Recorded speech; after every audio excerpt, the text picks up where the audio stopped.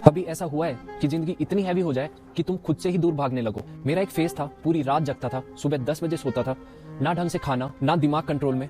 Placement season चल रहा था और मैं बस सर्वाइव कर रहा था। एक दिन हुआ क्या, लंच टाइम था, मैं सो रहा था, दोपहर 2 बजे मेरे को कॉल आता है, आपको सिक्योरिटी ऑफिस बुलाया सीएसओ सर ने। मैं नींदों में था और एक डाउट कि मैंने क्या किया है, क्योंकि पिछले 3 महीनों से तो मैं कहीं निकला भी नहीं हूँ। उस टाइम पे मैंने लुक भी वैसा बना रखा था, बाल पूरे बढ़ा रखे, वेट मेरा काफी कम हो रखा है और पूरा डिप्रेस्ड बंदा लग रहा था।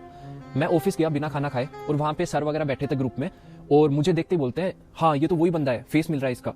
मुझे आइडिया नहीं था कि क्या है। उन्होंने बोला कि अंदर जाओ, सीएसओ सर अंदर बैठे हैं। मेरे को और डर लगने लग गया क्योंकि चीफ सिक्योरिटी ऑफिसर ने क्यों ही बुलाया होगा। अंदर जाता हूँ, सर मेरे को बोलते हैं कि अकेड्स वगैरह जाते हो, तो मुझे लगा कि मैं शायद ज्यादा ही पढ़ रहा हूँ अकेड्स वगैरह में, इसलिए मेरे को बुलाया। तो मैंने बोला कि हाँ सर मैं जाता हूँ पढ़ने के लिए। तो फिर सर बोलते हैं कि वहां तुमने कॉलेज प्रॉपर्टी डैमेज की है। अब यहाँ मेरे को हल्का हल्का समझ आ रहा है कि मैंने कुछ पुराने कांड किए थे, उसी की सजा मिलने वाली है, पर मैंने एक्सेप्ट नहीं किया। मैंने बोला कि नहीं सर मैंने कुछ नहीं किया, तो मुझे आइडिया नहीं था कि यार 3 महीने पहले की बात कौन याद रखेगा। मैं देखता हूँ टेबल पे सर ने मेरा प्रिंट आउट रख रखा है निकाल के। अब मेरे समझ में आ गया कि अब तो मैं पकड़ा गया, अब एक्सेप्ट करने में भलाई है। असल में हुआ क्या था, वहां पे एक पोल था जिसके ऊपर एक बड़ा सा कैमरा लग रखा था।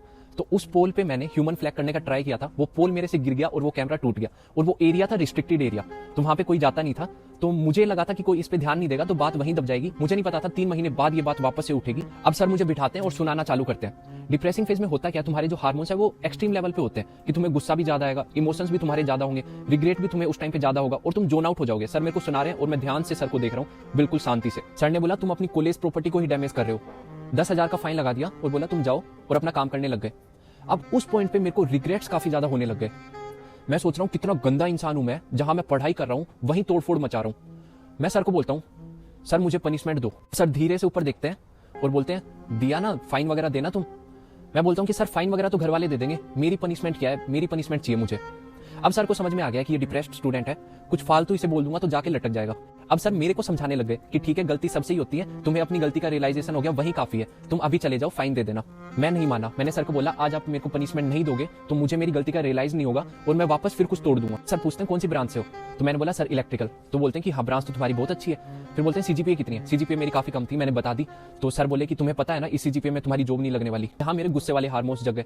मैंने सर को बोला सर प्लेसमेंट तो मैं लेके रहूंगा। सर ने मुझे फिर सुनाना स्टार्ट किया कि हाँ प्लेसमेंट तू ले लेगा, पर जिस लेवल पे तेरे बैचमेट आज कमा रहे हैं उतना कमाने के लिए तेरे को 5-6 साल लग जाएंगे, उनसे कभी आगे नहीं निकल पाएगा। यहाँ मेरे को भयंकर डिप्रेशन आ गया क्योंकि 6-7 महीने से मैं जिम भी छोड़ दिया था, सिर्फ पढ़ाई कर रहा था और एक मोटिवेशन था कि अच्छी प्लेसमेंट मिल जाएगी तो सब ठीक हो जाएगा।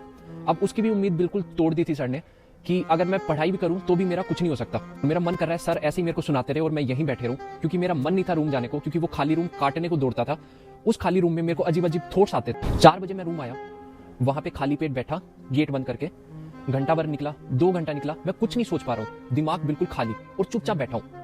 मन में सिर्फ एक बात कि अब सब खत्म हो गया, अब मेरे बस की भी नहीं है कि मैं कुछ कर लूं और कुछ कर भी नहीं पाऊंगा। अब मैं सोच रहा हूँ किसको कॉल लगाऊं और क्यों कॉल लगाऊं और होगा क्या कॉल लगाने से।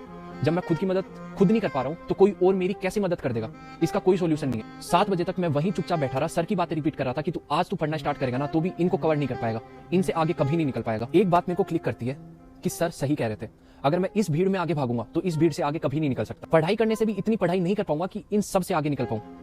तो उस दिन मैंने प्लेसमेंट की तैयारी बंद कर दी, सावर लिया, मैस गया, भर के खाना खाया मैंने। और उस दिन मेरे को शांति की नींद आई कि अब ये रास्ता अपनाएंगे ही नहीं, दूसरे रास्ते से चलते हैं। अगले दिन मैंने फ्री माइंड से जिम स्टार्ट किया, लोगों से मिला, हेयर कट अच्छा लिया, लोग अप्रिशिएट करने लग गए, तो लगा कि हाँ यार मैं किसी चीज में तो बेस्ट हूँ।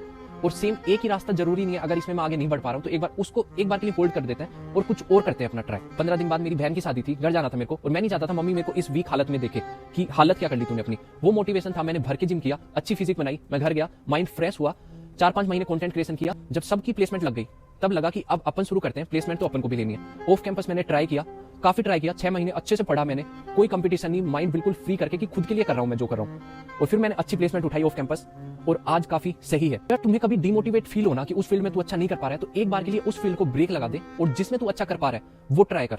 चाहे तू मजदूरी कर, छोटा बड़ा कुछ नहीं होता काम, भाई अपने मन का होना चाहिए, खुद को तसल्ली मिल जाए कि हाँ मैं कुछ तो कर रहा हूँ, जीरो से तो बेटर है, मरने से तो बेटर। तो भाई बुरा फेस सबकी लाइफ में आता है, तुम बस स्ट्रोंग रहना और अच्छा फेस काफी जल्दी आएगा तुम्हारी लाइफ में। इंटेंशनली मैं तोड़फोड़ करता नहीं, मेरे से हो जाती है। एक दिन मैं कॉल पे बात कर रहा था और वहां पे फायर अलार्म का बॉक्स लगा था, उसमें कुछ कचरा फंसा था, थैली वगैरह, तो मुझे लगा कि उसको निकाल के डस्टबिन में डाल देता हूँ।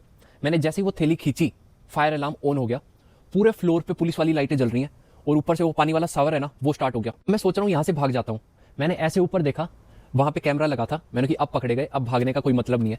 मैं नीचे गार्ड के पास गया और उन्हें बोला कि गलती से किसी स्टूडेंट ने ऊपर फायर अलार्म ऑन कर दिया है, चलो उसको बंद कर देते हैं। तो गार्ड सर बोलते हैं कि अपन से नहीं होगा, एक काम करता हूँ मैं फायर डिपार्टमेंट को कॉल कर देता हूँ, वो आके बंद करके चले जाएंगे। उन्होंने फायर डिपार्टमेंट को कॉल किया। फायर डिपार्टमेंट बोलता है कि अभी रात हो रखी है, हम नहीं आ सकते, कल सुबह आके देखते हैं।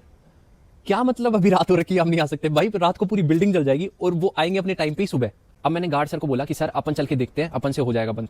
हम ट्राई करते हैं इधर उधर, हमसे कुछ बंद नहीं हुआ। हम वापस नीचे आ गए। गार्ड सर ने किसी को कॉल किया और मेरा मोबाइल नंबर और रोल नंबर नोट कर लिया। मैंने बोला किसको कॉल किया है? तो बोलते हैं कि कोई दिक्कत वाली बात नहीं है, मैंने सीएसओ सर को कॉल कर दिया है, वो आके देख जाएंगे, गलती से ही हुआ है किसी स्टूडेंट से, तो कोई इशू नहीं है। बोले एक सेकंड, किसको कॉल किया? सीएसओ सर को।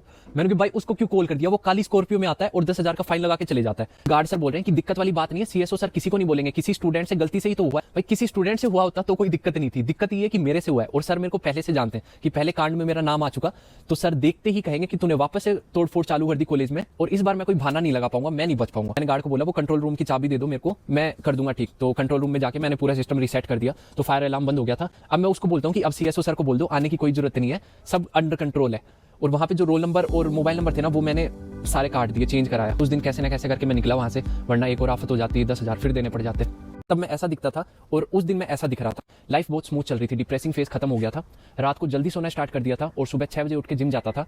उस टाइम पे कैलिस्थेनिक्स स्टार्ट कर दिया था मैंने, कंटेंट क्रिएशन भी करता था, तो वीडियोस वगैरह बना रहा था। हमारे कैंपस जिम का होता क्या है कि अगर तुमने एक डंबल जिम से बाहर रखा तो तुम्हारा 2,000 फाइन लगे। और मैं वहां एक के ऊपर एक ऐसे 10 डंबल का पहाड़ बना के वहां बैठा था। जिम वर्कआउट करने के बाद तुम्हें पता ही कितना जोश रहता है, तो मैं वहां बैठा था, पीछे से कोई हाथ देता है, मैं उसका हाथ फेंकते हुए बोलता हूँ कौन है बहन। वहां पे सीएसओ सर थे। उस दिन मुझे सीएसओ सर से डर नहीं लगा, उनसे मिलकर मुझे काफी खुशी हुई। सर ने बोला तुझे पता है ना पर डंबल 2,000 फाइन है। मनी मन मैं सोच रहा हूँ लगा दे जितना फाइन लगाना है। सर ने देखा कि तुझे मैंने कहीं देखा है, तो हम पहले मिले थे तब मैं ऐसा दिखता था और उस दिन मैं ऐसा दिख रहा था, तो सर मैच नहीं कर पा रहे थे कि ये कौन बंदा है। मैंने बताया सर हम पहले मिले थे, मैंने कुछ तोड़फोड़ की थी। तो सर ने बोला हाँ तुम्हारा प्लेसमेंट लगा। मैंने खुशी खुशी बताया कि नहीं सर मेरा प्लेसमेंट नहीं लगा, मैं जिम ट्रेनर बनूंगा। मेरा ये एटीट्यूड देख के सर भी खुश थे कि कहीं ना कहीं ये खुश है अपने काम में। मुझे भी सर को थैंक यू बोलना था क्योंकि सर ने फेस टू फेस कह दिया था कि अगर तू भीड़ में भागेगा तो आगे नहीं निकल पाएगा। वो बात कहीं ना कहीं मुझे अच्छे से समझ में आई और आज मैं उस डिप्रेसिंग फेज से बाहर निकल पाया सर की वजह से। फिर हम अच्छे दोस्त बन गए, फिर मुझे कोई डर नहीं था।